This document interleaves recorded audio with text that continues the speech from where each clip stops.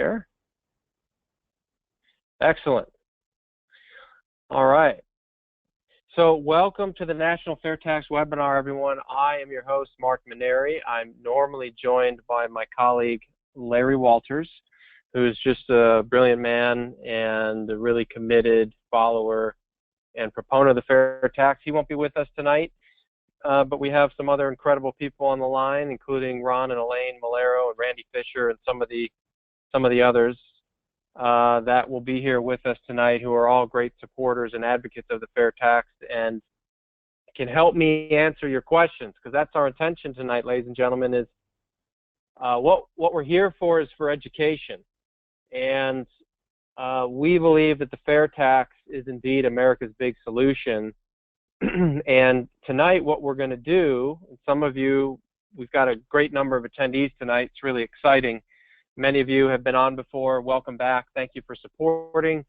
And many of you are brand new, so welcome to you as well. We're going to be spending some time together for about an hour, and in the first part of our presentation, I'll be giving you a brief overview of the main components of the fair tax, and then we'll break in and answer your questions, and then I will present for just a few minutes the special topic tonight, which talks about how the fair tax really neutralizes lobbyists and eliminates the need, especially for tax lobbyists. So we'll discuss that, and then we'll spend the remainder of our call answering questions. And that's what we hope to do tonight, is to really inform you about what the fair tax is, how it works, why we believe it's superior to our current tax system, and open the floor for you to really have your questions answered and make your own decision if you feel it's worthy of support. And I would suggest that close to 100% of the people who listen in on these presentations end up feeling that way. So I'll be really curious to see how it goes tonight for all of you, and especially for the new people here. So with that being said, I'm just going to do a quick check to make sure that I'm online again. I'm testing the sound on my end, on my control panel. So yes, that looks like it's all working. Excellent. People are hearing me. Excellent. So we're going to go ahead and get started. And again, I want to call your attention to your control panel. What the viewers are seeing at the bottom of your control panel is a space that allows you to type, and that is the place to type in your questions. So we've got a lot of people on the line tonight, and we keep the line closed, muted, and we will take your questions during our two breaks, one halfway point and one at the end of the presentation. All right, so here we go. So one of the things that I love about the fair tax is it's very simple, it's fair, and it's transparent. And in the spirit of simplicity, we look at the image on the screen here, and you have to just know by the image that we have got a tax code that is so complex that its own creators and manipulators don't even know how to use it. I mean, it's just really the truth. You know, well, yeah, and that being said, because of that, it's nearly, in fact, is impossible to quote-unquote police and to track, and it opens up an incredible amount of loopholes, which, quite candidly, is probably the reason why Congress designed it that way and want to try to keep it this way, so that they can maneuver behind it and shift things around without the American public ever knowing about it, and get things done that are in their self-interest rather than in the interest of the country. And, you know, quite frankly, that goes on all the time. So, but back to simplicity, we've got something that doesn't work. And, you know, it's no secret. Like, look, tax reform has been a prominent issue in this election and in the past. Everybody says they're going to change it, but they don't do anything about it. And the fair tax offers a very, very simple solution, and sometimes when it's simple, it just works. And that's what you're going to see here tonight, is really why the fair tax works. So if you look at our current tax code, it's convoluted, And here's the key point that I really want to make here. It punishes growth and expansion and inspires the wrong behavior. So think about it. The more an individual or business makes, the more the government takes. Yeah, that doesn't inspire growth. I mean, certainly inherently driven business owners and organizations and leaders seek growth. However, they're very cautious about it. They're cautious around how to grow very, very strategically so as to not have to cough up too much of their profits over to the government.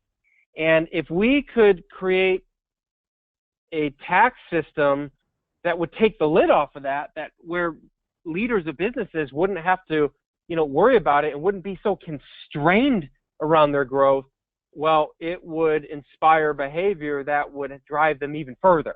And when that happens, we create jobs.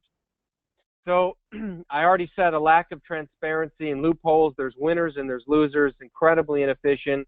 It impedes privacy, and it's time intensive and very laborious. And we're going to cover all these things and talk about how the fair tax dismantles each and every one of these 7 points and offers a progressive solution to all of them.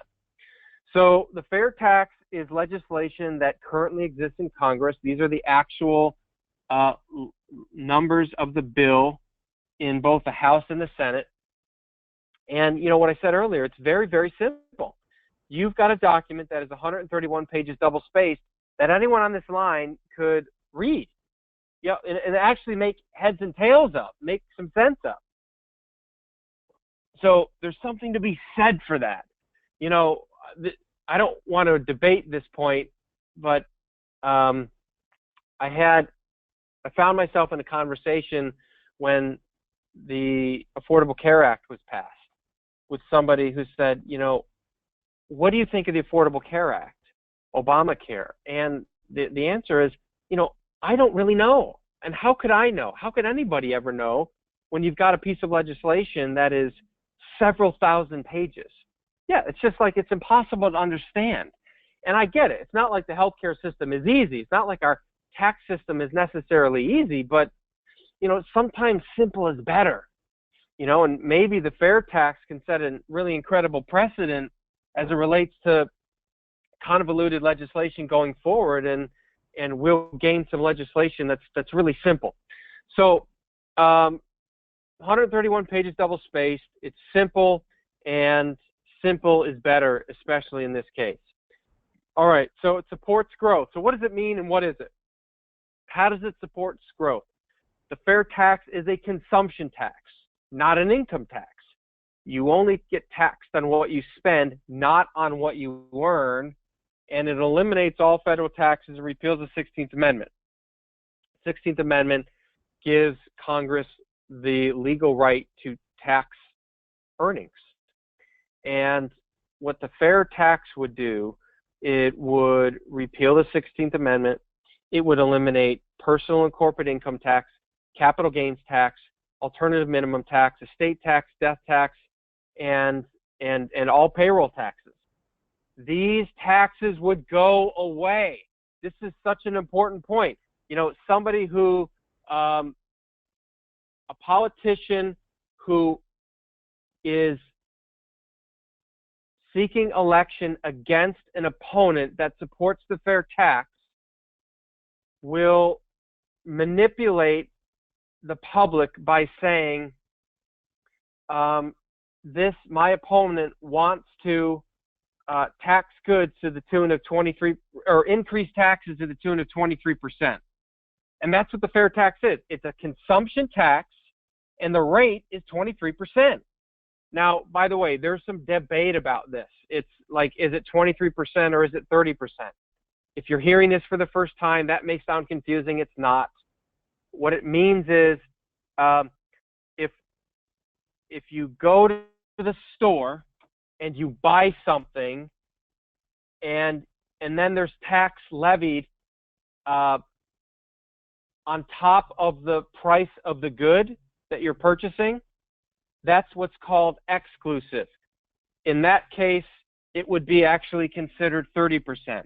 but it's not. The fair tax is inclusive of the price tag. So like if you go to the store and you buy a pair of designer jeans for $100, the tax is included and embedded inside the price of the good. In this case, we use an example of jeans, and you go check out and all you pay is $100. It's not $100 plus 23% on top of that.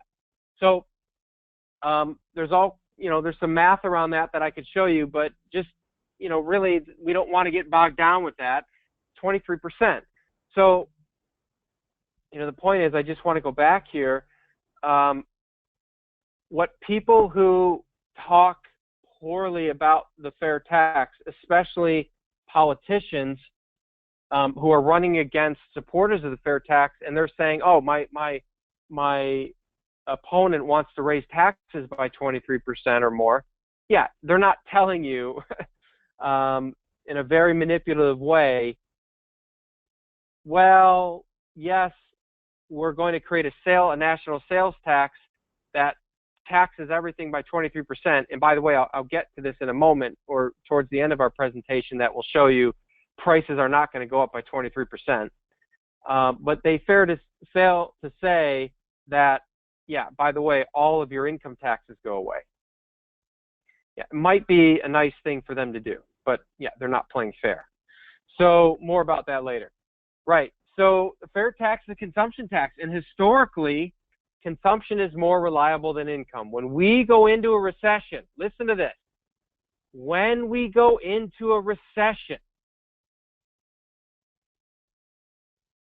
consumption is more reliable when you aggregate American expenditures relative to income.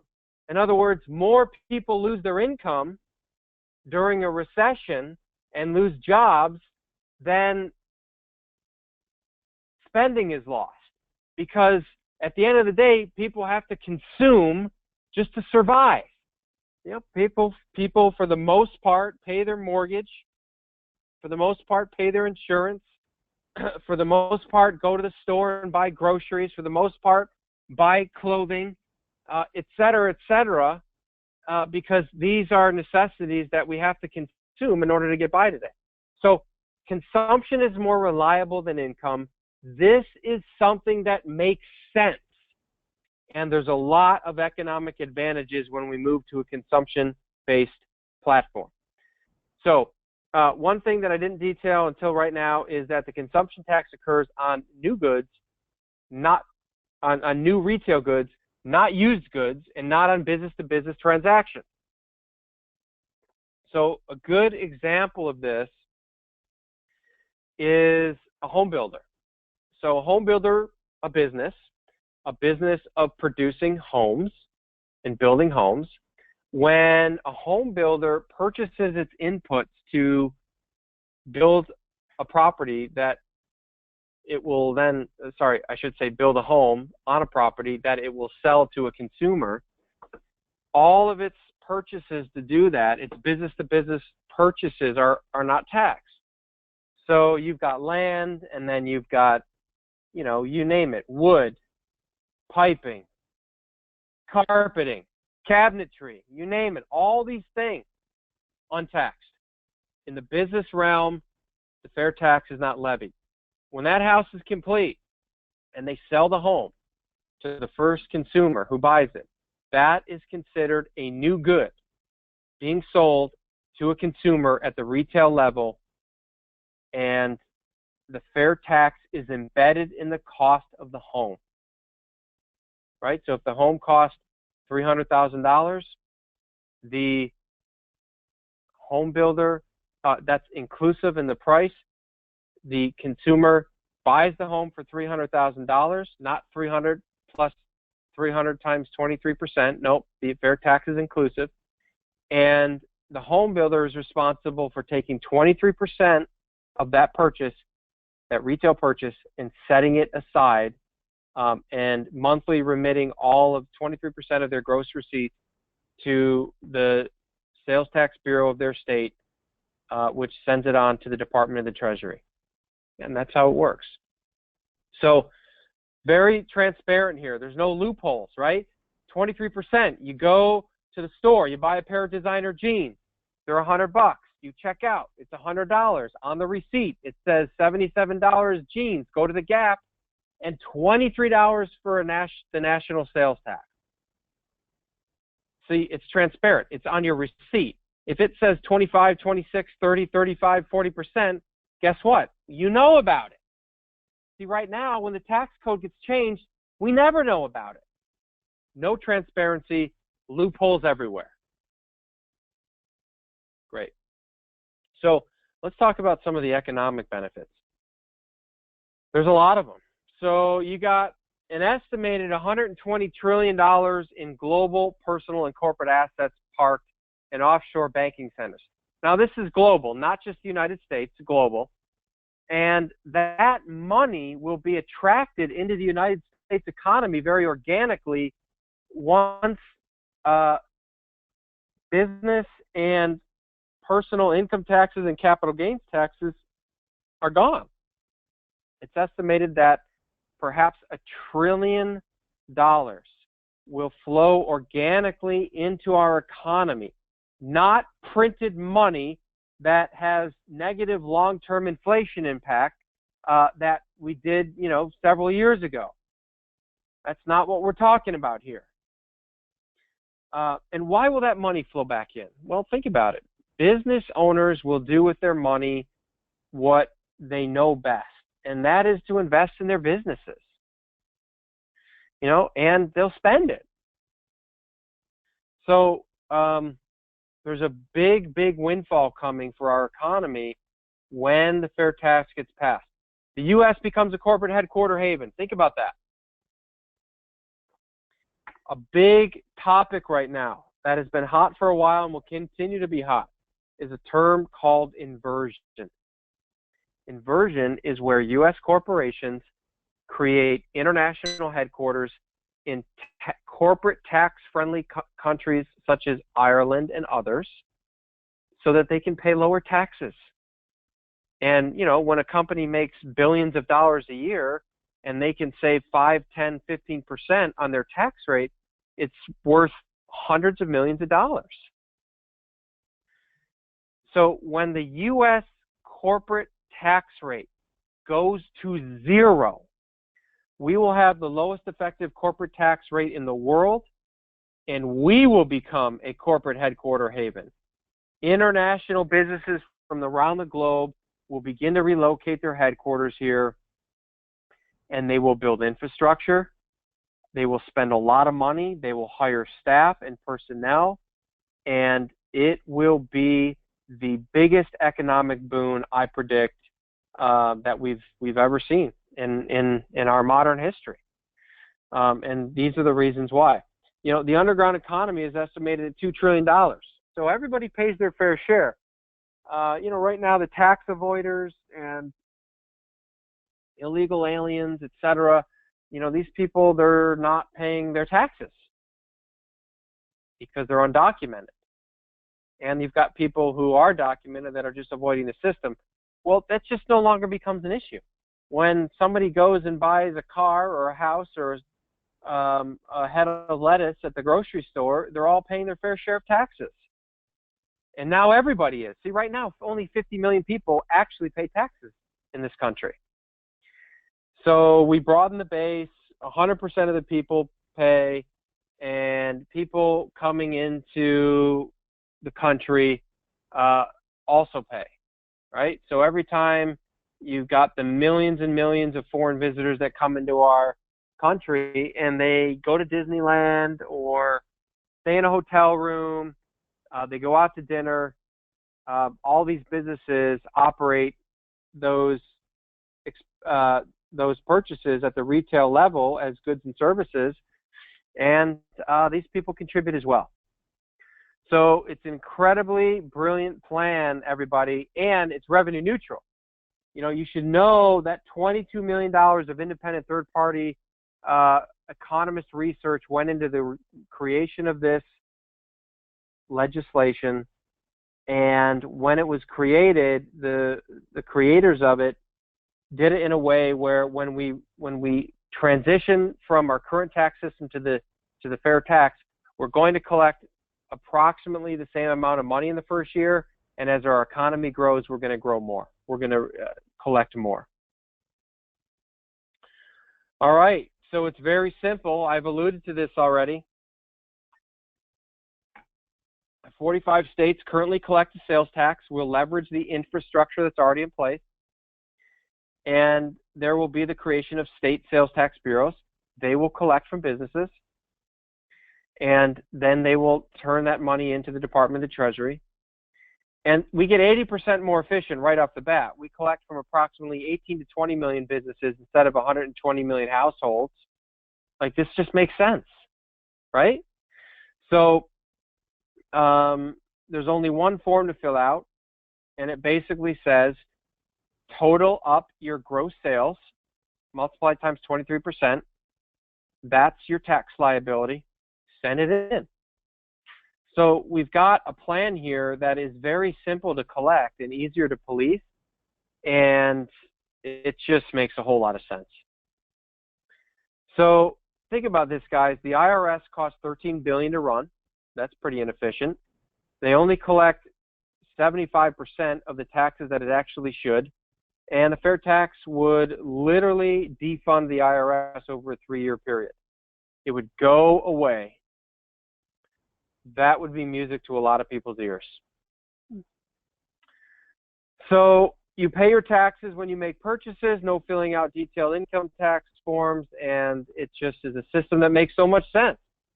And it's very fair. So it's fair because you only, your taxes are really a choice. If you want to go on wild spending sprees and spend a lot with your disposable income, go for it. You'll pay more in taxes. So the wealthy will pay more. It's progressive that way. And we also protect the lower income Americans. Here's how we do that with what's called the prebate.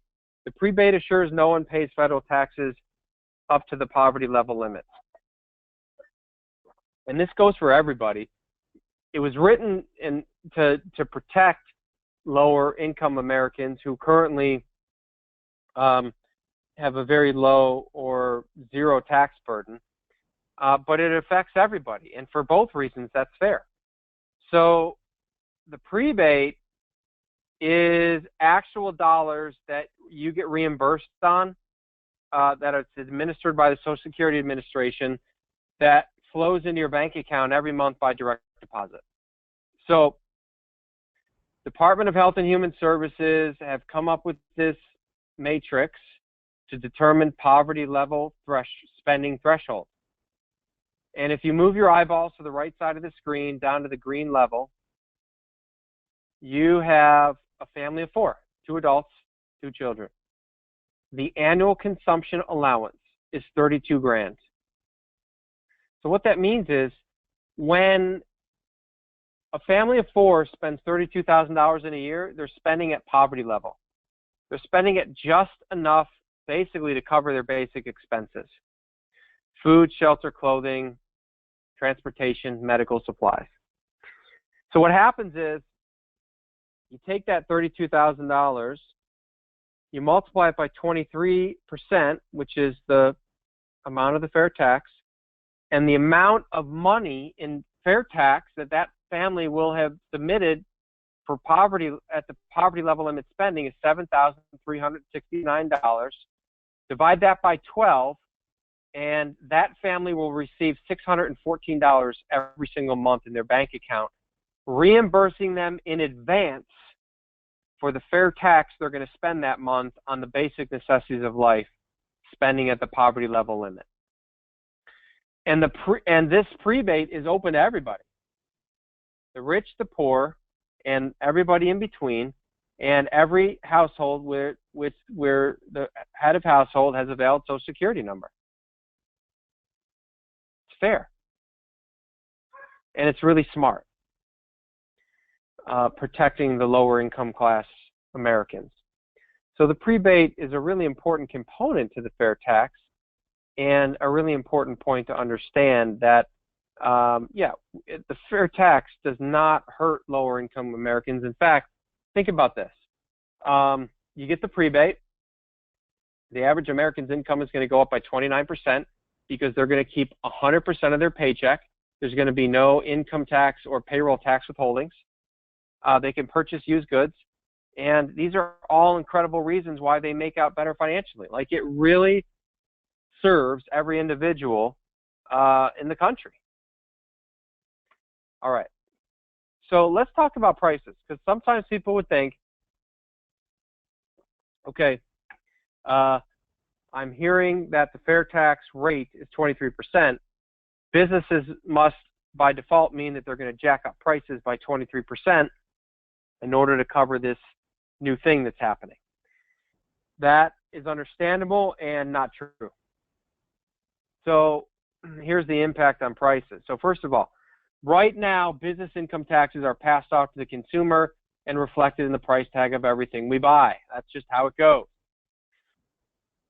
And we call that the embedded tax. It's approximately 22% across all industries at the retail level. And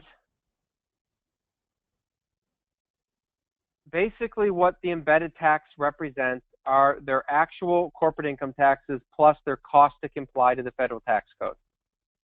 And these become a line item in their P&L. So when corporate, personal, corporate, and payroll tax come out, like the fair tax does away with them and they go away, all the costs associated with that plus the actual the financial tax itself go away. So the embedded tax of 22% goes out. The fair tax of 23% goes in.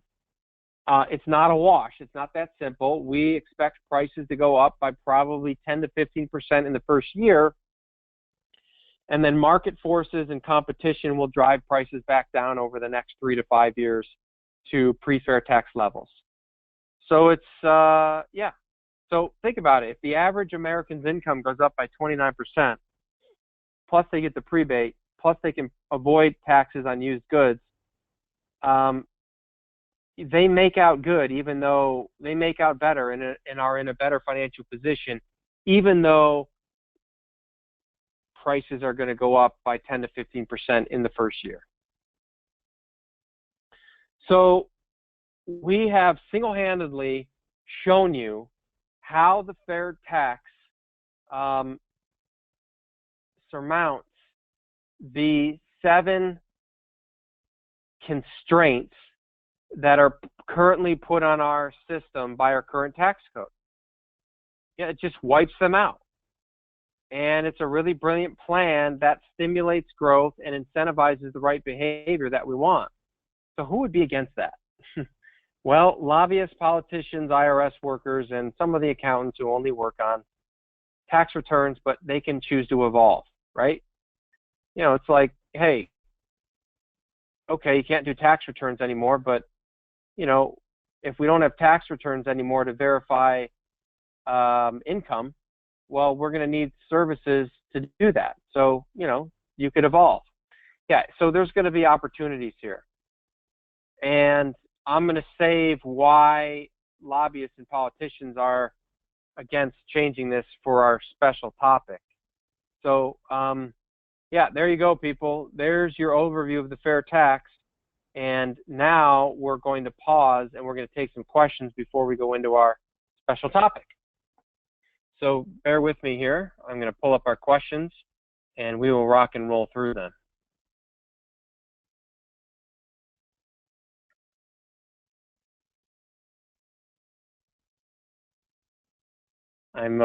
Give me a second. I have to delete through all of the sound checks.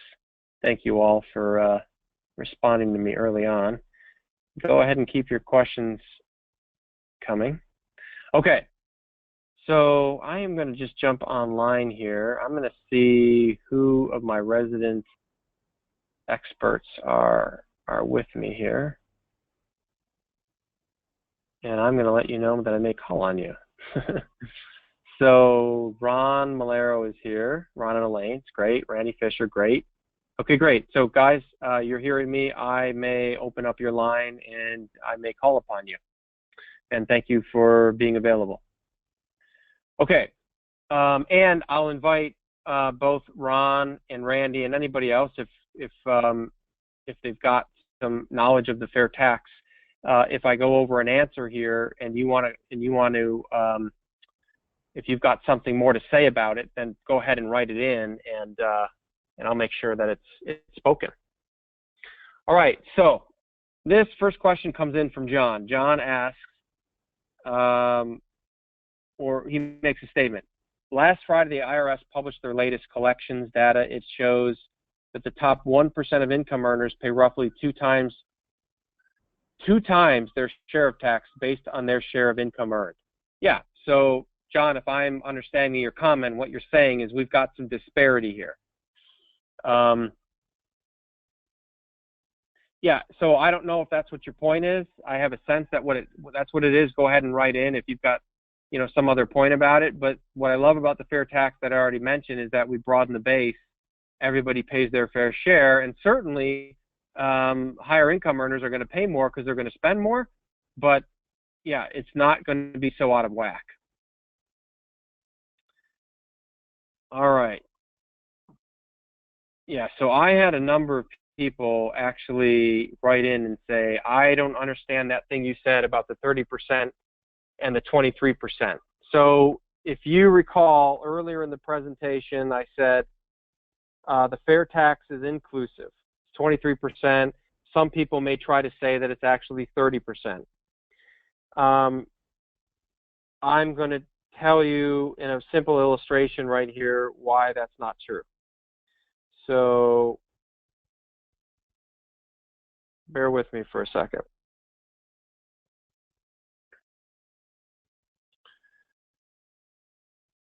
I'm just doing some math so I can get it straight in my head here. Yeah, here we go. Okay, look. So look, this is all a matter of really semantics. So let's go back to my designer jeans example. I said that if you go to the store under the fair tax and you see a pair of designer jeans for $100 and you buy them, you don't get to the cash register, have them calculate $100 times 23% for a total of $123. That would be exclusive. It's $100 inclusive, right? So if $23 on a pair of $100 jeans is tax, you do 23 divided by 100, and you got 23%. That's the 23% tax rate, inclusive.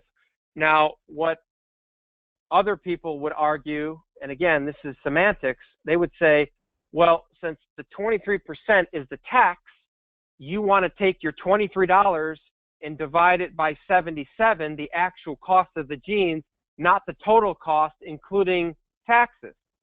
So if you divide $23 by 77, you get 30%. Yeah, and it really doesn't matter. At the end of the day, 23% is the inclusive rate.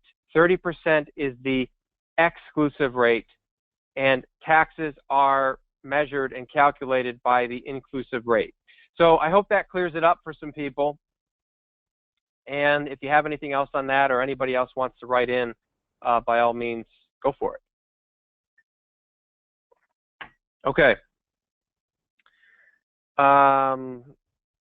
This is a question from Josh. Josh says, well, I was watching the presidential debates. There was nothing mentioned about the fair tax.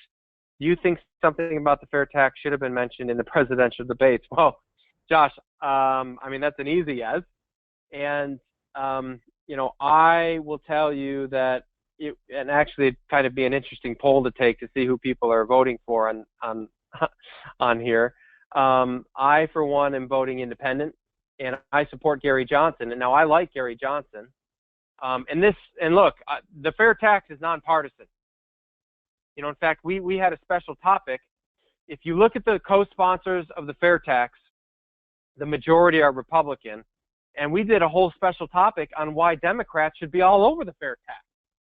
Like, the fair tax really benefits quote unquote, the people. But that's for another webinar with another special topic. my point is I vote for Gary Johnson. I do like his politics and his agenda and where his position is on the issues, and he's a fair tax supporter. Like, that's the #1 reason why I'm voting for him. So anyway, Josh, back to your point and your question. Yes, I do. And had they included Gary Johnson in the debate, he would have been able to speak to it, but of course he wasn't. Which, by the way, everybody, another great reason to implement the fair tax is it really removes the power.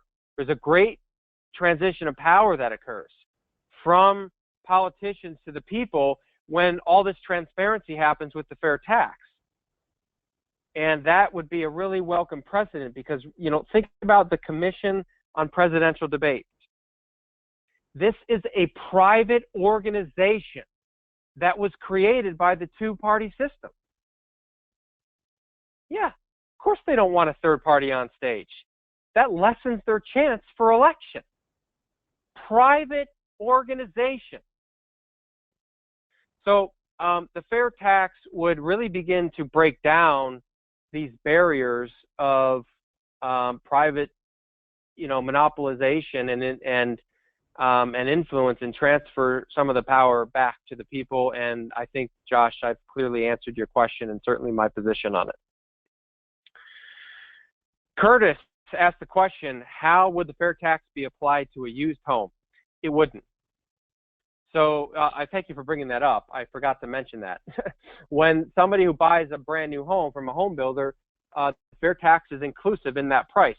When that person lives in the home for however long they live in it and they sell it to somebody else, and forever the number of times it gets resold, yeah, the fair tax is not included because the fair tax is only included on new goods and all services, which are considered new every time they're administered.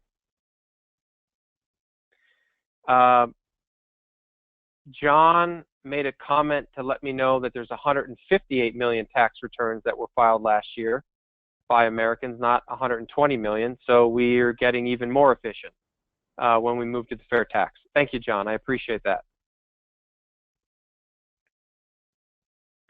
Yeah, John also says in comment, HJR 16 is the bill to create the amendment to repeal the 16th Amendment, and it currently exists. Excellent. Yeah, it's really important to know, guys, if you're listening to this for the first time, this isn't some far-fetched thing. Like, this is legislation that has been in Congress that gets reintroduced when it needs to, and, it's known, and it's getting some traction. All right, has the fair tax plan been presented to Donald Trump, and what are his comments? I don't know the answer to that, Curtis. It's a great question. To my knowledge, Donald Trump has not been formally presented to with the fair tax plan. I know that Donald, if I recall, Donald supports the flat tax. By the way, really important, everybody. The flat tax is not the fair tax, two entirely different things. The flat tax, all it does is it creates a single tax for everybody on income. It keeps the income tax. That does us no good. We got to move to a consumption-based tax system. And by the way, we had a flat tax. And look at where we are. Like, politicians are just going to manipulate the crap out of that thing, like they already have.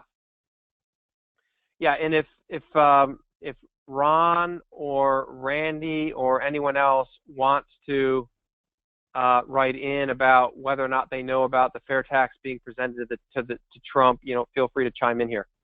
But to my knowledge, that hasn't gone on very specifically. And Agneta wrote in that she believes Mike Pence is a supporter of the fair tax. And if that's true, then yes, a good chance that Trump has heard of it.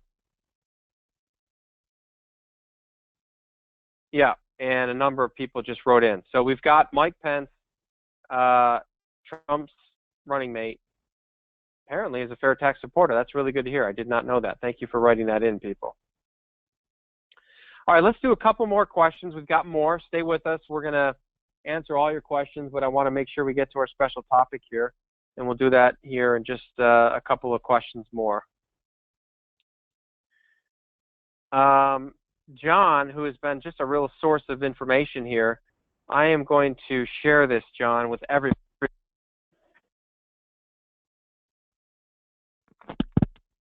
John wrote in that the fair tax rate in real dollar calculator can be found at a certain website, and I am going to copy and paste that so that everybody can see it. Thank you for that, John. I appreciate it. Here it comes, everybody. That should be in your feed. All right, are used cars re-taxed? No, they're not. Just like the house, Carson, so thank you for writing that in. It's considered a used good. It can be resold over and over and over again, no fair tax levy. And finally, let's do one more question. Bob wrote in, what is to prevent the 23% from increasing? And that is a brilliant question, Bob, and the answer is the same thing that would get it passed. A minority grassroots, and hear me say minority, we don't need everybody. We need 5,000 people in each district across the country to write in to their elected officials telling them to look at the fair tax. That is the number. That's the magic number where politicians really begin to turn their heads and know that there's enough of their constituents that are making a request here that can really affect the polls. So when a strong minority write in and influence their elected officials, it makes a difference. And it's the same thing, Bob. If you go to the store and buy those jeans I was talking about and see that the fair tax suddenly went to 24 or 25%, yeah, let's not stand for it. So the answer is, what prevents it is when the aggregate or a strong minority of Americans write to their elected officials and say, yeah, if you increase the fair tax and don't roll it back and don't support rolling it back to its 23%, we're voting you out of office. We got to exercise our rights here, guys. We got to exercise our power. Thank you, Bob. All right, let's talk about no exemptions, guard against lobbyists and special interests. So here's something interesting. 50% of lobbyists are tax lobbyists. I don't know about you, but that is mind-blowing to me. Like, that really blows my mind. And I'm going to show you a couple of statistics here. So $1 billion is estimated conservatively as the amount of money collectively spent annually on tax lobbyist salaries to influence the tax code. And get this, for every dollar a corporation spends on lobbying to tweak the tax code in their favor, it returns 6.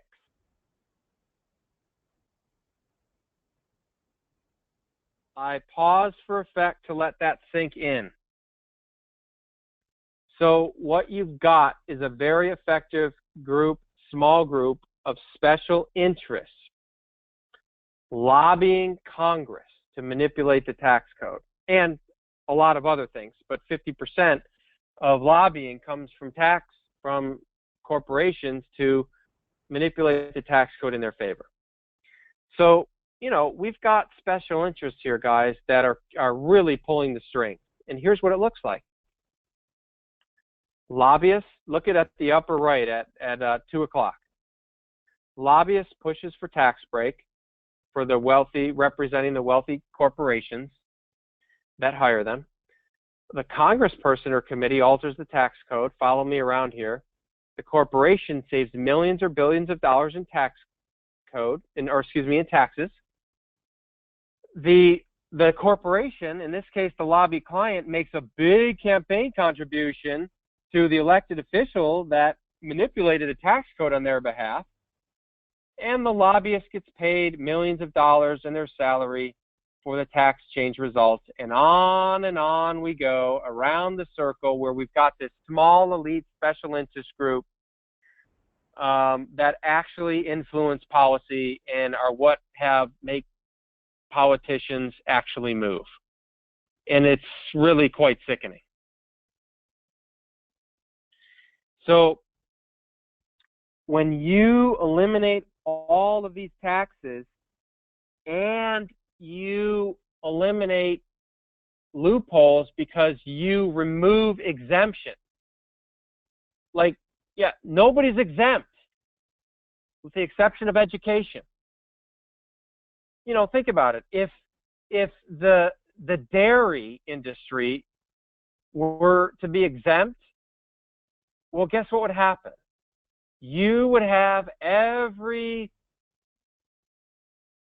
industry making a case to Congress that they should be exempt. And on we go with all of the lobbying as it relates to manipulating the tax code for the purpose of trying to gain favor. And so we eliminate this when we eliminate exemptions, which is what the fair tax does, and we eliminate income taxes. It is an extremely well thought out plan that makes a lot of sense. So the fair tax equals no exemptions, save education, no corporate income tax, no need for corporate tax lobbyists, to lobby for tax code manipulation. Yeah, just makes a whole lot of sense, guys.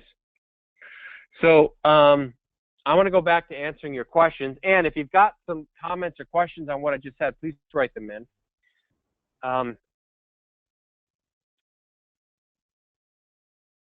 I'm going to put up a screen here that offers some really important websites that you'd want to know about. So the first two, fairtax.org and flfairtax.com, are really great resources, as well as are the Facebook pages where you can actually join in the conversation.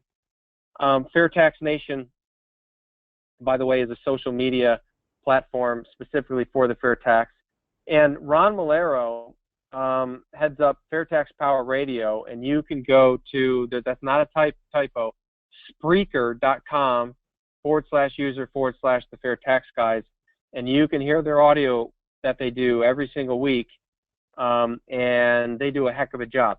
Ron and his partner are really smart, have a lot of awareness about the fair tax, and you'll really learn a lot, and they're just really great at what they do. Popbox, that's a website that lists all the legislation, and it allows citizens to go and vote yay or nay for their support for each piece of legislation that's in Congress. This is really a great website, and so you want to go to Popbox, go to HR 25, look it up, pull up the fair tax, and vote in favor of it. All right, let's see what else we've got here in the way of questions.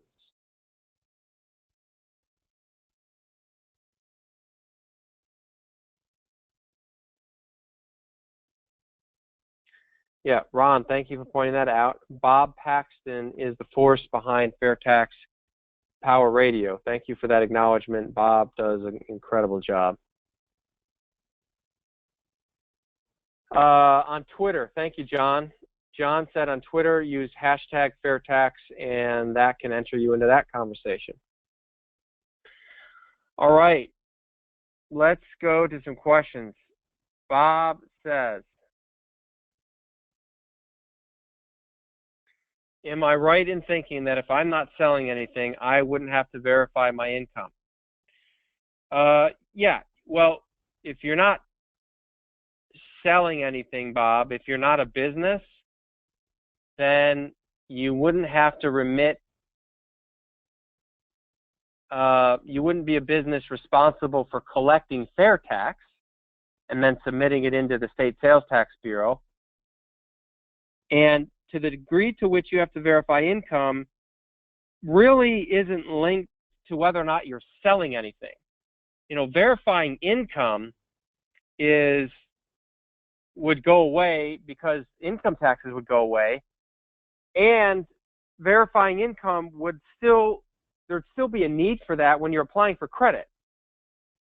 And we would just need a new way to verify your income, and likely, you know, the committed tax accountants out there, or income tax accountants, would become specializers in verifying income. So that's when you need to verify income, is when you're applying for credit and to manage Social Security payments. You know, those are really the two places where you would need to verify your income. Yeah, so I hope that clears it up, Bob. And if you've got questions on that, you know, go ahead and write them in. Thank you for the others who wrote in, and yeah, Social Security as well. Okay, different Bob wrote in. The Democrats don't like the fair tax because it takes the control out of their hands from a spending standpoint. I said that. No more pork barrel spending. Yeah, correct. I agree with that, Bob. Thank you for the comment. Josh Maddox wrote in, I want to shout out to Ron of the Fair Tax Guys for doing a good job during the last Fair Tax webinar. Yeah, excellent. Thank you guys for stepping in while I wasn't present. Yeah, and there was a calculator that we put out to everybody, and we want to say that it's not an official calculator put out by AFFT, American for Fair Taxation, who is really the organization that funded the $22 million in research that created the fair tax legislation. But it is sponsored by Mr. Gaver as part of his research and writing. And I appreciate that, Randy, for mentioning that. Okay, so Josh writes in, would things like health, auto, life, and dental insurance be considered investments under the fair tax? No, they'd be considered retail expenditures. They'd be considered, sorry, let me say that better. They would be considered consumption by the consumer, and products or offering that would fall under the category of services that are offered at the retail level, and as a result, they would be taxed. So the fair tax would be embedded in health insurance, auto insurance, life, and dental insurance. Yeah. So when you buy that stuff or pay for it every month, the fair tax would be embedded in it. Great. All right, guys, you were an incredible audience, incredibly attentive for asking lots of great questions. We really appreciate your attentiveness. I want to say something here. If what you heard here tonight called to you in some way, if it aligned for you, if it piqued your interest, don't let it die here tonight for you. Get involved. Go to fairtax.org. Go to find the button that allows you to research community access and grassroots and get involved at the local level. Go to fairtax.org/1040, and that has you put in your credit card info, and you'll contribute $10.40 a month.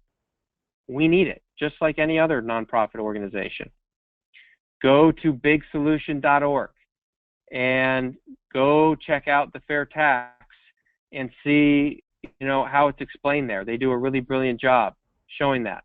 Go tell your friends and family and your coworkers and your neighbors and the people that you hang out with to come to this webinar on the fourth Thursday of every month. And get involved. You know, this is a grassroots effort, and we need your support, and we need it now. And I really appreciate everybody being here tonight, and I appreciate you tuning in, and I appreciate the people who contributed, and I want you to know that I am honored by you being here, taking time out of your evening. So thank you all. Have a really healthy evening and safe weekend, and we will see you here next month. Bye, everybody.